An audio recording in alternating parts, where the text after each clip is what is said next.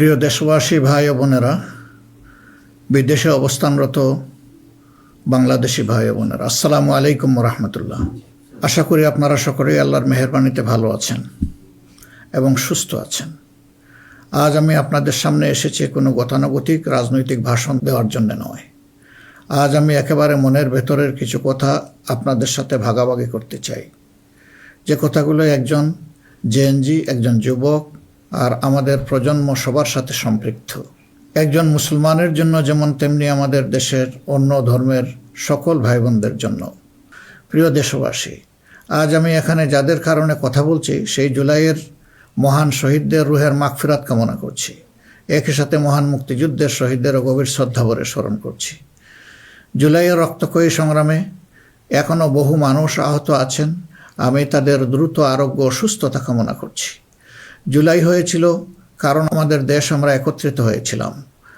জুলাইতে রাস্তায় নেমেছিল আমাদের তরুণরা, রাস্তায় নেমেছিল আমাদের প্রিয় মা বোনেরা, নারীরা, রাস্তায় নেমেছিল শ্রমিক, কৃষক, সর্বস্তরের ভাইয়েরা এবং সকল মেহনতি মানুষেরা।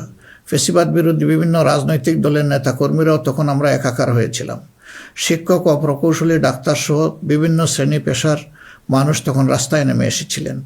দেশপ্রেমিক সশস্ত্র বাহিনীর সদস্যরাও সে সময় অত্যন্ত প্রশংসনীয় এবং দায়িত্বপূর্ণ ভূমিকা পালন করেছেন। আমরা জুলাই আর চাই না। আমরা চাই এমন বাংলাদেশ যেখানে আর কোনো দিন জনগণকে রাস্তায় নামতে হবে না। আমাদের বুঝতে হবে জুলাই কেন হয়েছিল। জুলাই হয়েছিল একটা বৈষম্যহীন বাংলাদেশের জন্যে। জুলাই হয়েছিল একটা কালো রাজনৈতিক ধারার পরিবর্তনের জন্যে। যুগের পর যুগ ক্ষমতা কুক্ষিগত ছিল পরিবারতন্ত্রের হাতে, নির্দিষ্ট গোষ্ঠীর হাতে। সেখান থেকে মুক্তির জন্য, বিশেষ করে 2009 সাল থেকে জাতির উপর এমন এক শাসক গোষ্ঠী চেপে বসে, যারা মানবাধিকার, ভোটাধিকার সহ সকল গণতান্ত্রিক অধিকার কেড়ে নেয় এবং গণতান্ত্রিক প্রতিষ্ঠানগুলোকে ধ্বংস করে ফেলে। গুম, বিচার বহির্ভূত হত্যা, আয়নাগর প্রতিষ্ঠার মাধ্যমে জনগণের উপর নিপীড়ন চালায়। 2014, 18 ও 24-এর পরপর 3টি জাতীয় নির্বাচনের নামে তামাশার মাধ্যমে আমাদের ভোটের অধিকার হরণ করা হয়। এইসব নিপীড়ন এবং অধিকার ফিরে পাওয়ার জন্যই এসেছিল রক্তাক্ত জুলাই। আমাদের তরুণরা এখন একটা নতুন দেশ দেখতে চায়, যে দেশকে তারা গর্ব করে বলতে পারবে, নতুন বাংলাদেশ, এটি আমার দেশ 2.0। এক কথায় যদি বলি, দেশের মানুষ পরিবর্তন চায়, কিন্তু একটি মহল পরিবর্তনের বিরোধী। কারণ পরিবর্তন হলেই তাদের অপকর্মের পথ বন্ধ হবে, মানুষের অধিকার কেড়ে নেওয়ার সুযোগ থাকবে না। এই সংস্কৃতি বদলানোর সাহস সবার থাকে না। ক্ষমতাবানদের বিরুদ্ধে রুখে দাঁড়ানোর হিম্মত সবার হয় না। এই হিম্মত দেখিয়েছে আবরার ফাহাদ, আবু সাইদ মুগ্ধ, উসমান হাদি এবং তাদের সহযোদ্ধারা। তাদের রক্তের শপথ নিয়ে নতুন প্রজন্মের লক্ষ লক্ষ সাহসী সন্তান আজ এই পরিবর্তনের জন্য প্রস্তুত। এই দেশ আমাদের সময়ের এই সাহসী সন্তানদের হাতেই তুলে দিতে চাই। কারণ বাংলাদেশের ভবিষ্যৎ এই তরুণরাই রচনা করবে। এই তরুণরা পরিশ্রমী, তরুণরা সাহসী, তারা মেধাবী। এই তরুণরা এই পরিবর্তনকে ভালোবাসে। তরুণরা নতুনকে আলিঙ্গন করে, সত্য বলতে দ্বিধাবোধ করে না। প্রযুক্তি বুঝে এবং সামনে এগিয়ে নিয়ে যেতে জানে। তারাই পারবে নতুন বাংলাদেশ গড়ে দিতে। আমরা তোমাদের হাত ধরতে চাই। জুলাইয়ের মতো কাঁধে কাঁধ মিলিয়ে দেশ গড়ার কাজে সঙ্গী হতে চাই। প্রচলিত ধারা বদলাতে চাই। দেশটা বিভেদ এবং বিভাজনের রাজনীতি থেকে মুক্ত করতে চাই। মানুষের জীবনে শান্তি ফিরে আসুক, এটি আমাদের প্রয়াস, এই আমাদের চাওয়া। সবাইকে নিয়ে ঐক্যের বাংলাদেশ গড়তে চাই। এমন বাংলাদেশ যেখানে কেবল পারিবারিক পরিচয়ে কেউ দেশের চালকের আসনে বসতে পারবে না। এমন বাংলাদেশ যেখানে রাষ্ট্র হবে সবার, সরকার হবে জনগণের। প্রিয় দেশবাসী, জনগণ চায় একটু নিরাপত্তা, সুশাসন আর ইনসাফ। তাই আগামীর বাংলাদেশকে এসব অঙ্গীকার এবং মূল্যবোধের আলোকে সাজাতে চাই। রাষ্ট্রের মৌলিক কিছু সংস্কারের লক্ষ্যে জুলাই বিপ্লব পরবর্তী সরকার কিছু পদক্ষেপ গ্রহণ করেছিল, কিন্তু তা সম্পূর্ণ বাস্তবায়িত হয়নি।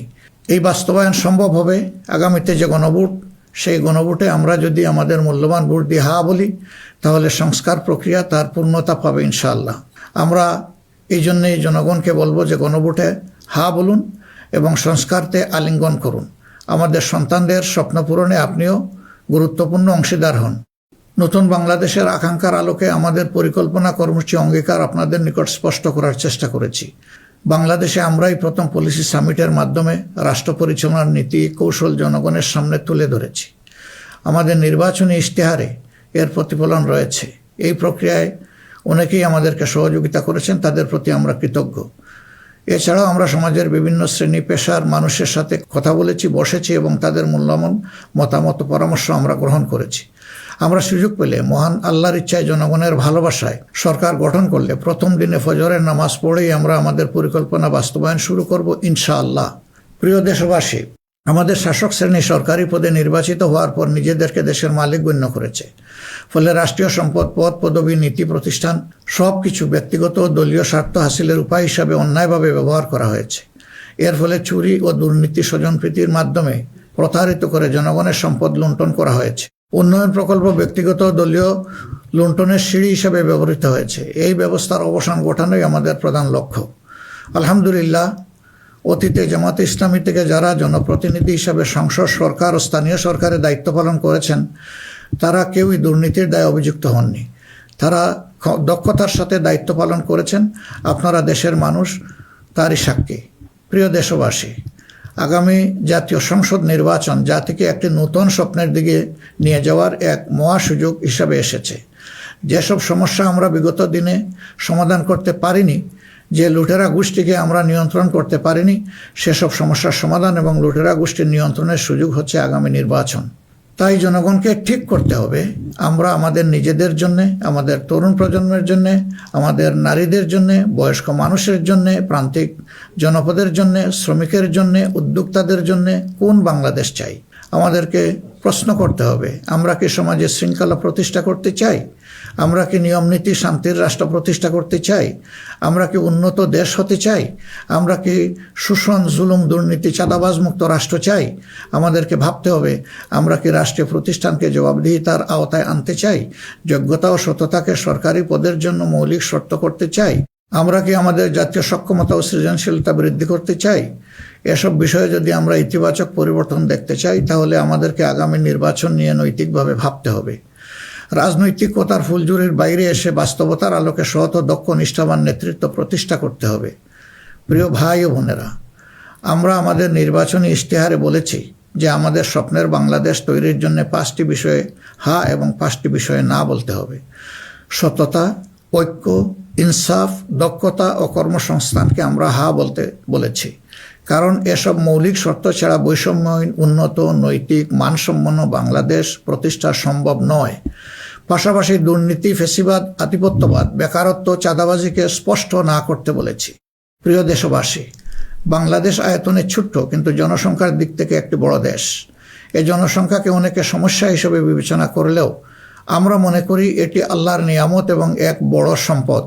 তাই আমাদের জনসংখ্যাকে জনশক্তিতে রূপান্তর করতে হলে নীতি এবং নৈতিকতা ভিত্তিক রাজনীতির বিকল্প নেই। সমাজে নীতি, নৈতিকতা, শৃঙ্খলা, জবাবদিহিতা প্রতিষ্ঠা করা ছাড়া কোনো জাতি এগোতে পারেনি, আমাদের পক্ষে অসম্ভব না। যে সমাজে নারীর মর্যাদা রক্ষা করতে পারে না, সেই সমাজ কখনো সমৃদ্ধ হতে পারে না। আমরা ক্ষমতায় এলে নারীরা কেবল ঘরের ভেতরে নয়, সমাজের মূলধারার নেতৃত্বে থাকবেন সগৌরবে। কর্পোরেট জগৎ থেকে রাজনীতি সবখানে তাদের মেধার মূল্যায়ন হবে কোনো বৈষম্য ছাড়াই। আমরা এমন এক দেশ গড়ার প্রতিশ্রুতি দিচ্ছি যেখানে কোনো মা, বোনকে, মেয়েকে নিরাপত্তাহীনতায় ভুগতে হবে না। আপনাদের অধিকার রক্ষার লড়াইয়ে আমাদের সঙ্গে হন। একটি উন্নত ও আধুনিক দেশ গড়ার কারিগর হিসাবে আমাদের নির্বাচিত করুন। প্রিয় দেশবাসী, আমরা মনে করি সমাজে ন্যায় বিচার ও ইনসাফ প্রতিষ্ঠা করতে হলে সকলকে মর্যাদা দিতে হবে এবং সকলের মানবাধিকার সুরক্ষা করতে হবে। সকল পরিচয় নির্বিশেষে আমরা অঙ্গীকার ব্যক্ত করছি যে একটি মানবিক উন্নত দেশ গড়ার জন্য দলমত নির্বিশেষে সকলের মান, ইজ্জত, অধিকারের সুরক্ষা দিব ইনশাআল্লাহ। এই বাংলাদেশ মুসলমান, হিন্দু, বৌদ্ধ, খ্রিস্টান সবার। কেউ ভয়ের সংস্কৃতির মধ্যে বাস করবে না। যদি কেউ ধর্মীয় পরিচয়ের ভিত্তিতে আঘাত করার চেষ্টা করে, আমরা অতীতের মতো ভবিষ্যতেও তা প্রতিরোধ করব। প্রিয় দেশবাসী, আমাদের প্রত্যাশার বাংলাদেশ গড়তে হলে 3টি জায়গায় আমাদেরকে বিশেষ গুরুত্ব দিতে হবে। একটি হচ্ছে শিক্ষায় সংস্কার। শিক্ষা হতে হবে নৈতিকতা ভিত্তিক এবং সেটা হতে হবে টেক বেসড। এখনকার দুনিয়া সারাই প্রযুক্তিভিত্তিক শিক্ষার উপর নির্ভরশীল। আমরা সেই শিক্ষা থেকে বঞ্চিত। আমাদের সন্তানদের হাতকে আমরা দক্ষ কারিগরের হাত হিসেবে গড়ে তুলতে চাই এবং তাদের হাতে হাতে আমরা কাজ দিতে চাই। আমরা কোনো বেকার ভাতা তাদেরকে তুলে দিতে চাই না। দ্বিতীয় জায়গাটা হচ্ছে বিচারাঙ্গন। ন্যায় বিচার সমাজের প্রতিষ্ঠা হলেই কেবল আমরা আমাদের প্রত্যাশার বাংলাদেশ গড়তে পারবো। অন্যথায় দুঃশাসন এবং দুর্নীতির কণ্ঠ রোধ করা মোটেই সম্ভব হবে না। অতএব বিচার বিভাগকে আমূল ঢেলে সাজাতে হবে। সেখানে অবশ্যই সৎ, দক্ষ এবং কমিটেড যে সমস্ত লোকেরা আছেন তাদেরকেই বিচারের আসনে বসাতে হবে। তৃতীয় জায়গাটা হচ্ছে আমাদের অর্থনীতি। এই ভঙ্গুর অর্থনীতি নিয়ে দেশকে আগানো সম্ভব নয়। সুতরাং অর্থনীতিতে ব্যাপক সংস্কার সাধন করতে হবে। বিশেষ করে ব্যাংকিং সেক্টর এবং অপ্রাতিষ্ঠানিক যে সমস্ত খাত রয়েছে সেই জায়গাগুলোতেও আমাদেরকে প্রাতিষ্ঠানিক ও অপ্রাতিষ্ঠানিক খাতে আমাদেরকে হাত দিতে হবে। আমাদের ব্যবসাকে করতে হবে বিনিয়োগ বান্ধব। বিনিয়োগ বান্ধব হলেই দেশে কর্মসংস্থান তৈরি হবে এবং আমাদের বেকারত্ব দূর হবে। এই তিনটা জায়গায় আমাদের গুরুত্ব দেওয়া ছাড়া কোনো উপায় নেই। আমরা আশা করব দেশবাসী আমাদেরকে তাদের মূল্যবান ভোটের আমানত সমঝে দিয়ে আমাদের দেশকে প্রত্যাশার আলোকে গড়ে তোলার ক্ষেত্রে আমাদেরকে সহযোগিতা করবেন। সম্মানিত উলামায়ে কেরাম, একাধিক ধর্মের এ দেশ মুসলমানগণ সংখ্যাগরিষ্ঠ। তাই মুসলমান হিসাবে এটি আমাদের দায়িত্ব যে সমাজে ন্যায় বিচার ইনসাফ প্রতিষ্ঠা করা এবং সকলকে সুরক্ষা দেওয়া। এগুলো ইসলামের শাশ্বত আদর্শ। সকল মানুষের মৌলিক অধিকার নিশ্চিত করা আমাদের কর্তব্য। আল্লাহ তাআলা স্পষ্টত বলেছেন, ইন্নাল্লাহা ইয়া'মুরুকুম বিল আদলি ওয়াল ইহসান ওয়া ইতা'i যিল কুরবা ওয়া ইয়ানহা আনিল ফাহশাই ওয়াল মুনকারি ওয়াল বাগ। আমাদেরকে স্পষ্টভাবে আল্লাহ এই নির্দেশ দিয়েছেন। এ দায়িত্ব আমরা সকলে মিলেই পালন করব। তাবলিগি জামাত সহ ধর্মীয় মহলের ভাইদের প্রতি আমাদের আহ্বান, আপনারা দিনের জন্য যে মেহনত করছেন, দেশ গড়ার কাজেও আপনারা আমাদের সাথে গুরুত্বপূর্ণ ভূমিকা রাখবেন বলেও আমরা গভীরভাবে বিশ্বাস করি। আমরা অঙ্গীকার করছি ভবিষ্যতে কেউ আপনাদেরকে অন্যায়ভাবে বিভিন্ন বিশেষণের ট্যাগ দিয়ে নির্যাতন করার সুযোগ পাবে না। বিচার বহির্ভূতভাবে আপনাদেরকে আর হত্যা করার দুঃসাহস কেউ দেখাবে না। আমরা জানি অতীতে আপনাদের কোনো মানবাধিকার ছিল না। এ অবস্থার পরিবর্তন ঘটানো হবে নতুন বাংলাদেশের অন্যতম প্রধান লক্ষ্য। জাতীয় নীতি পদ্ধতিতে আপনাদের আনুষ্ঠানিক অবদান ও ভূমিকাকে জোরদার করা হবে। আন্তর্জাতিক মহল যারা আমাদের পরীক্ষিত পরিচিত বন্ধু, তাদের সাথে আমাদের সম্পর্ক হবে সমমর্যাদা এবং সমতার ভিত্তিতে। আমরা অন্যের ভৌগোলিক অখণ্ডতাকে সম্মান করি এবং শ্রদ্ধা করি, তেমনি সকল দেশের সাথে বন্ধুত্ব প্রতিষ্ঠাকে অগ্রাধিকার দেব। তবে আমাদের জাতীয় স্বার্থ মর্যাদা, জাতীয় উন্নয়ন, অগ্রাধিকার আন্তর্জাতিক সম্পর্ক নির্মাণে প্রধান ভূমিকা রাখবে। বৈশ্বিক উন্নয়ন চ্যালেঞ্জ সমূহ, বিশেষত জলবায়ু পরিবর্তন নিরসনে আমরা সাধ্যমতো ব্যবস্থা গ্রহণ করব এবং তা হবে স্বচ্ছতার ভিত্তিতে পরিচালিত। নিপীড়নের শিকার হয়ে আশ্রয় নেওয়া রোহিঙ্গা জনগোষ্ঠীকে তাদের নিজ দেশে নিরাপদ এবং সম্মানজনক প্রত্যাবর্তনের জন্য সব ধরনের কূটনৈতিক তৎপরতা জোরদার করা হবে ইনশাআল্লাহ। প্রবাসী ভাই ও বোনেরা, জন্মভূমি থেকে হাজার মাইল দূরে অবস্থান করেও জুলাইয়ের অভ্যুত্থানে আপনারা গুরুত্বপূর্ণ ভূমিকা রেখেছেন। জেল জুলুমের শিকার হয়েছেন, ত্যাগ স্বীকার করেছেন। ইতিমধ্যে আপনারা আপনাদের ভোটাধিকার প্রয়োগ করে নতুন বাংলাদেশে নিজেদের অধিকার প্রতিষ্ঠার পথে ইতিহাস রচনা করেছেন। আমি এতে আনন্দিত। আগামী দিনে দেশ গড়ার এই অভিযাত্রায় আপনাদের সক্রিয় অংশগ্রহণ ছাড়া আমাদের নতুন বাংলাদেশের স্বপ্ন অপূর্ণই থেকে যাবে। আমরা চাই প্রবাসীদের অধিকার এবং মর্যাদা রাষ্ট্রীয়ভাবে নিশ্চিত করতে। সে লক্ষ্যেই প্রবাসীদের জন্য ভলান্টিয়ার প্রতিনিধি নির্বাচন করা হবে, যারা প্রবাসীদের বিভিন্ন সুযোগ সুবিধা, সেবা এবং সমস্যার বিষয়ে দূতাবাস বা হাইকমিশনের সাথে সরাসরি সমন্বয় করে প্রবাসীদের স্বার্থে উপদেষ্টা ও প্রতিনিধি হিসাবে কাজ করবে। তাছাড়াও বাংলাদেশের বাইরে যেখানে যেখানে সমস্যা রয়েছে, যেমন ইংল্যান্ডে ম্যানচেস্টার ফ্লাইট বন্ধ করে রাখা হয়েছে, আমরা কথা দিচ্ছি আর কোনো ফ্লাইট বন্ধ হবে না, বরঞ্চ পূর্বের চালু ফ্লাইটগুলো আমরা আবার ফিরিয়ে নিয়ে আসব। নিউ ইয়র্কে নতুন করে বাংলাদেশ ফ্লাইট ইনশাল্লাহ চালু হবে। এরকম দুনিয়ার যে যে জায়গায় এই ফ্লাইটগুলো চালু হওয়া দরকার তা আমরা নিশ্চিত করার ব্যাপারে বদ্ধপরিকর। দেশ আর পিছনের দিকে যাবে না, দেশ এগিয়ে যাবে সামনের দিকে ইনশাআল্লাহ। প্রবাসী ভাইয়েরা যখন বিদেশে মৃত্যুবরণ করেন তখন অত্যন্ত অসহায় অবস্থা তাদের লাশ উপেক্ষিত হয়। আমরা কথা দিচ্ছি যারা আমাদের রিমিটেন্স যোদ্ধা তারা আমাদের গর্বের ধন। কেউ যদি আল্লাহর ইচ্ছায় বিদেশে ইন্তেকাল করেন, আমরা অত্যন্ত সম্মানের সাথে আমাদের কাঁধে করে তাদের লাশ দেশে বয়ে নিয়ে আসবো ইনশাআল্লাহ। আমাদের প্রবাসীরাও জাতীয় সংসদে আনুপাতিক হারে ইনশাআল্লাহ তাদের প্রতিনিধিত্ব আমরা নিশ্চিত করার পক্ষে। প্রবাসীদের সঙ্গত সমস্ত বিষয়গুলো আমরা গুরুত্বের সাথে বিবেচনায় নিয়ে দেশে যাতে কোনোভাবে তারা নিপীড়নের শিকার না হন তা আমরা নিশ্চিত করব ইনশাল্লাহ। প্রিয় দেশবাসী, নির্বাচনী প্রচারণা শুরু হওয়ার পর থেকে দেশের বিভিন্ন প্রান্তে আমরা গিয়েছি। আপনারা আমাদের সভা সমাবেশে যোগ দিয়েছেন, আমাদের কথা শুনেছেন। আপনাদের ভালোবাসা, অংশগ্রহণ ও সহযোগিতায় আমরা অভিভূত, আমরা মুগ্ধ। আমরা আপনাদের প্রতি চিরকৃতজ্ঞ। আমাদের নির্বাচনী প্রচারণা বা অন্যান্য কার্যক্রমে কেউ কষ্ট পেয়ে থাকলে আপনাদের কাছে আমরা ক্ষমা প্রার্থী। আগামী নির্বাচন সুষ্ঠুভাবে আয়োজন করা সকল রাজনৈতিক দলের নৈতিক দায়িত্ব। তাই আমাদের আহ্বান হবে নির্বাচনী আচরণ বিধিগুলোকে সম্মান জানানো এবং প্রতিদ্বন্দ্বী রাজনৈতিক দলের বৈধ অধিকারকে সম্মান করা। সুষ্ঠু নির্বাচন আয়োজনের মাধ্যমে রাজনৈতিক স্থিতিশীলতা নিশ্চিত করা হবে আমাদের রাজনৈতিক অঙ্গীকার। প্রশাসন ও আইন শৃঙ্খলা রক্ষাকারী বাহিনীর সদস্যরা নিরাপত্তার দায়িত্ব তারা পালন করেছেন অত্যন্ত নিষ্ঠার সাথে। আমাদের সাংবাদিক ভাই এবং বোনেরাও অনেক কষ্ট করে আমাদের বিভিন্ন অনুষ্ঠান কভার করেছেন। আপনাদের প্রতি গভীরভাবে আমরা কৃতজ্ঞ। আপনাদের ঋণ শোধ করতে পারবো না। আপনারা ভালো থাকবেন। আমাদের দলের বিভিন্ন পর্যায়ে নেতাকর্মী, শুভাকাঙ্ক্ষী এবং নির্বাচনী জোটের নেতৃবৃন্দ কর্মীগণ নিরলস পরিশ্রম করে যাচ্ছেন, আর্থিক ত্যাগ করেছেন। শেরপুরে আমার ভাই রেজাউল করিম প্রতিপক্ষের নির্মম আঘাতে শাহাদত বরণ করেছেন। আল্লাহ রাব্বুল আলামিন তার এই ত্যাগকে কবুল করুন এবং তাকে শহীদ হিসাবে কবুল করুন। আমাদের ভাই জনাব মোহাম্মদ নুরুজ্জামান বাদল, যিনি শেরপুর 3 আসনের প্রার্থী ছিলেন, তিনি ইন্তেকাল করেছেন। আল্লাহ তাকে উত্তম পুরস্কার দিন এবং জান্নাত নসিব করুন। প্রিয় দেশবাসী, আমরা আন্তরিকভাবে বিশ্বাস করি যে রাষ্ট্রীয় দায়িত্ব হচ্ছে আমানত। রাষ্ট্রীয় দায়িত্ব কোনো উপভোগের বিষয় নয়। সর্বাবস্থায় আমরা স্মরণে রাখব আমরা প্রত্যেকে দায়িত্বশীল এবং আমাদের দায়িত্বের ব্যাপারে জিজ্ঞাসাবাদ করা হবে।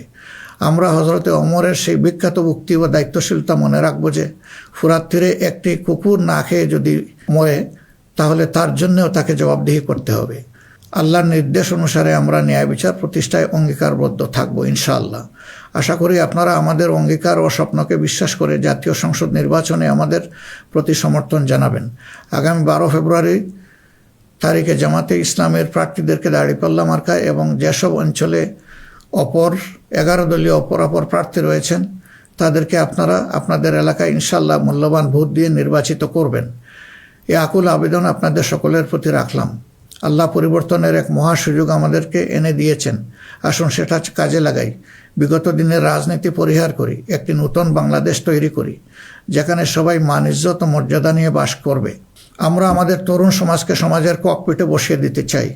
বাংলাদেশ নামের উড়োজাহাজটি তারাই চালাবে, তারাই হবে ক্যাপ্টেন, তারাই হবে এটার পাইলট। আমরা গিয়ে বসবো প্যাসেঞ্জার সিটে। হে তরুণরা, তোমরা তৈরি হয়ে যাও। এই দেশ তোমাদের জন্যে, এই দেশ তোমাদের হাতেই তুলে দিতে চাই এবং এই দেশ তোমাদের হাতেই আমাদেরকে সেদিন টেকিয়ে রাখতে পারেনি। ইনশাআল্লাহ আগামীতেও কোনো বাধা আমাদেরকে টেকিয়ে রাখতে পারবে না। আমরা আমাদের প্রিয় জনগণের এবং আমরা বিশ্বাস করি আমাদের জনগণ আমাদেরকে ভালোবাসে। জনগণের এই ভালোবাসায় আমরা অভিভূত এবং আমরা পূর্ণ আস্থা রাখি আমাদের জনগণের রায়ের প্রতি। আপনাদের সকলকে আজকের এই পর্যায়ে এসে আরেকবার আমি আহ্বান জানাবো, আসুন একটু নতুন বাংলাদেশ, তরুণদের প্রত্যাশার বাংলাদেশ, জিএনজির জন্য আগামী বাংলাদেশ, আমাদের নারী সমাজের জন্য একটা নিরাপদ এবং সম্মানের বাংলাদেশ গড়ে তোলার জন্য আমরা সবাই আগামী 12 তারিখ দাঁড়িপাল্লা এবং জোটের অপরাপর মার্কা যেখানে যেটা আছে তাতে ভোট দিয়ে 11 দলীয় প্রার্থীদেরকে নির্বাচন করি। তাহলে ইনশাআল্লাহ প্রত্যাশার একটি দেশ আমরা খুঁজে পাবো, একটু নতুন বাংলাদেশ পাবো। আমরা বিশ্বাস করি জনগণ পরিবর্তন চায়, সেই পরিবর্তন জন্যই আমাদের এই আহ্বান। এই পরিবর্তন আমাদের হাতে ইনশাআল্লাহ মানাবে, অন্য কারো হাতে নয়। দৃশ্য তো এটা আপনারা বুঝতেই পারছেন। আল্লাহ হাফিজ। বাংলাদেশ জিন্দাবাদ। বাংলাদেশ জামাত ইসলামী জিন্দাবাদ। 11 দলীয় নির্বাচনী ঐক্য জিন্দাবাদ।